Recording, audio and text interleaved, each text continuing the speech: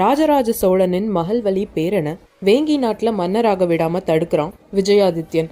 அவனை எதிர்த்து ராஜராஜ சோழனின் மகனான அரையன் ராஜராஜன் படையோடு வாராங்க அப்படின்னு தெரிஞ்சு நாட்டை விட்டே ஓடுறான். பேரை கேட்டாலே சும்மா அதிருதுல. அந்த டைலாக் அரையன் ராஜராஜனுக்கு தான் நல்லா செட் ஆகுது. இவங்க வேங்கி ரீச் பண்றாங்க. ராஜேந்திர சோழனும் வேங்கிக்கு வராங்க. ராஜேந்திர சோழர் அவரோட சகோதரியோட மகனை மன்னனாக்கி அவங்களோட மகளான அமங்கை தேவியையும் அவங்களுக்கு கல்யாணம் பண்ணி வைக்கிறாங்க.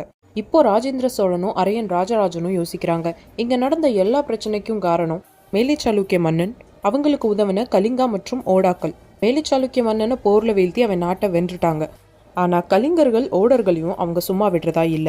அதனால அரையன் ராஜராஜன் தலைமையில ஒரு படை வடக்கு நோக்கி போறதா முடிவெடுக்கப்படுது. அதோட ராஜேந்திர சோழன் கட்டுற புதிய கேபிட்டலுக்காக கங்கை நீரையும் இந்த படைகளை எடுத்துட்டு வரணும்னு ஆசைப்படுறாங்க ராஜேந்திர சோழன். மன்னரின் ஆசைய ஆணையா ஏத்துக்கிட்ட அரையன் ராஜராஜன் வடக்க நோக்கி படை எடுத்து போறாங்க.